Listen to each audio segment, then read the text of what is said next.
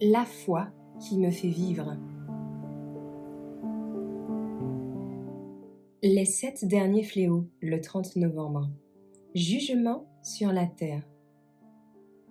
Quand le pauvre et l'indigent cherchent de l'eau et qu'il n'y en a pas, quand leur langue se lasse de la soif, moi, le Seigneur, je les exauce. Moi, le Dieu d'Israël, je ne les abandonne pas.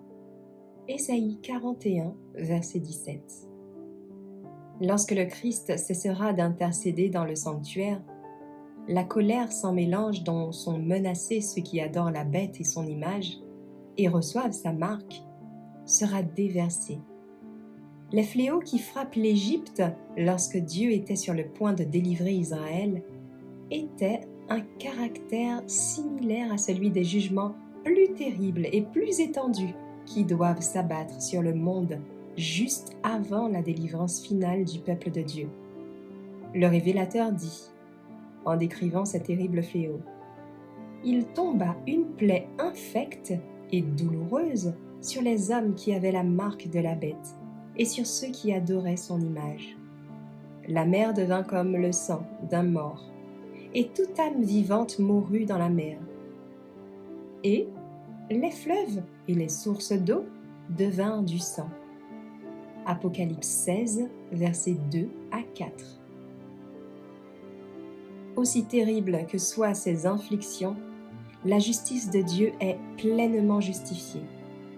Ces fléaux ne sont pas universels, sinon les habitants de la terre seraient entièrement exterminés.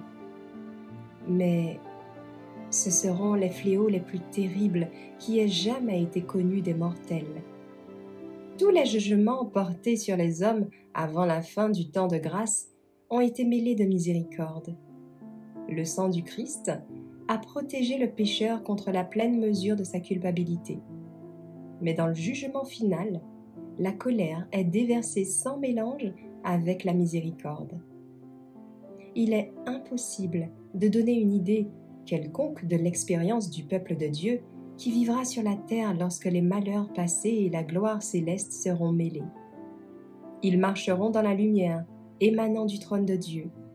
Par le moyen des anges, il y aura une communication constante entre le ciel et la terre. Le peuple de Dieu ne sera pas à l'abri de la souffrance, mais il ne sera pas abandonné à la perdition. Pendant que les méchants mourront de faim et de peste, les anges protégeront les justes et répondront à leurs besoins. À celui qui marche dans la justice, la promesse est la suivante. On lui donnera du pain, ses os seront sûrs. Ésaïe 33, verset 16.